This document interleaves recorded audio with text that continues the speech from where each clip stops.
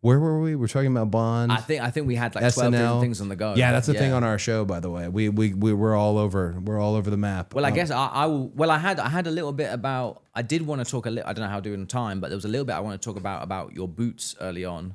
My boots? Your boots. Yeah, I was a Cody Rhodes fan instantly for one reason only. Me and my best friend at the time, Matt Anderson. Shout out to Matt. A lot of shout outs today, by the way. Yeah, we Wifey, Elton, Maddie. Yeah, we go. Yeah. There was a Triforce on the boots. There was. Saw my finger. No, yeah, it's I right didn't there. know that. Well, so I guess this was my question. I live that shit, dog. Obviously, yeah. Yeah, they don't need to know. I live now that they do. shit. Yeah. You know, I love Zelda growing up. I was a big Nintendo guy. Yeah. I've weaned off. I'm not really a video game guy now. Coolest guy who's come on this podcast. Go ahead. Here we go. Yeah. But you had the Triforce on your boots, obviously because you like Zelda, but in terms of the character, did you think of a reason? 100%. Or did you think, I like this? I thought the principles of the Triforce, which are power, courage, and wisdom. And for those who don't know, Zelda's the wise one. Obviously, Link is the one who's got the courage, and power is Ganon. They make up the three parts of the Triforce. That's the whole deal. And I just liked the idea of thinking and leaning towards your own wisdom or what you've learned and applying it, of being ambitious and wanting to, seek or be powerful if you can in a world that's competitive of sports and sports entertainment, and then having the courage to do it. Here you are, you're taking a dive, you bust your elbow, you're gonna decide to take the dive the next night and you bust your elbow even further. I thought it was just applicable. I also got a cease and desist from Nintendo. No, so it's it was very kind. It wasn't. They weren't. It was polite. They weren't coming after anybody. They're friendly. Yeah. I'm not the first guy to have the Triforce. But yeah, you liked the Triforce. Yeah, that at that age I was playing Zelda. I was deep in Wind Waker or maybe Twilight Zone. Maybe I'm not sure what era. Twilight Princess is Twilight Princess. Sorry, my bad. It's such a great. People don't realize it's wrestling. Twilight Princess is a story about wrestling. Ooh. Fans like what they like, and when they get vocal enough, whole worlds can change. And I know this firsthand. My whole world changed because of fans being vocal enough. Wind Waker's a great game. They just weren't ready for how it looked. Yeah. They weren't ready, and they had grown up enough with the series that they wanted. Wind Waker's a great game. They had wanted, where's our edgy Zelda? Where's Link? Where's he's growing? Where is it? So here comes Twilight Princess, and I believe it's the best selling. I know. Oh, really? Yeah. I mean, probably by breath, and those have, from that era, the linear 3D models, but it's an incredible game. Twilight's great. Yeah, well, at the time, I was obviously the biggest wrestling fan, but video games were a big thing for me as a teenager. Yeah. So to see that, it was just a small little link to make me go, okay, Cody's my guy. So from that era, I was in. Wow, I didn't know that. Yeah. I mean, I'm out now. I played Breath of the Wild in COVID, but it's getting a bit complicated now. I'm kind of getting old. Even I'm not old, but I'm getting older to the point where I'm struggling. No, dude, with the I'll buttons. tell you something I shared with my digital friend. He said, I was telling him I play Ghost of Yotai or Yote. Yes. I'll play it, get super involved over the course of a night, and then I go to work. Yeah. So then I come back 2 weeks later and I pick it up and I don't even know which direction, how to go. And I thought I'm never going to beat this. And when people are like, it took you 6 months. Yeah, it did. I'm playing this in drips, guys,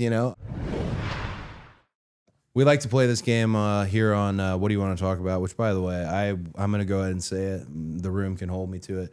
We're going to look for a part 2 with you. Yeah, well, I'll take that. Because you brought up the point about being at a certain point in your career and checkpoints. I'd like to be there on whatever the next checkpoint is, and the checkpoint after that and all that. You have a home here on this pod if you are so inclined to join us.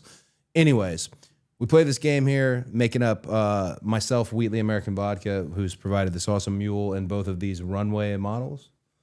I consider myself in Wheatley American Vodka, the American Dream Team. I'm going to ask you, what's your dream team? And I'll make it easy. Yeah. Survivor Series, War Games, but we've had everything. Animals, doesn't matter. It's your dream team. Who's going with you towards your future checkpoints? And are we doing? Is there a certain number? It's sometimes easier to say 4 or 5, but just go from the heart. Go from the heart. And they can be toxic if you want them to be, but Well, we need a few sacrificial lambs. Yeah, right? honestly, smart booking right there. Yep. Sacrificial. Couple guys who can take the loss. You know what I'm saying? Yep. Well, maybe Sacrificial Sami Zayn. Let's get him on there. Wow. Nice and early. Damn, dude. I think he can run his mouth, and let's get him out. But he's Jeez, your dream team is uniquely booked. Okay, Sami Zayn. Yeah. I will take my wife, who gets valeted by the 4 cats. I love that. That's a little beautiful. Yeah. What an image. Yeah. What an image. It's an image. Yeah. And I'll take Elton Prince to Pretty Deadly. Let's get him back. Yeah. Who else do I want? Maybe I'll take. Do you know what? I'll take the Miz, but not the Miz. The Miz from the Marine 3, the character. I want the Marine.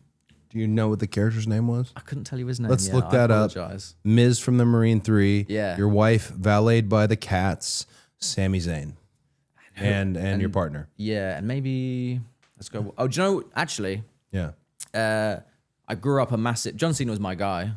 Yeah. John Cena was my guy, but I think someone else who I always think about, and I constantly kind of think about the memories I had as a child and kind of perfected those memories. Umaga.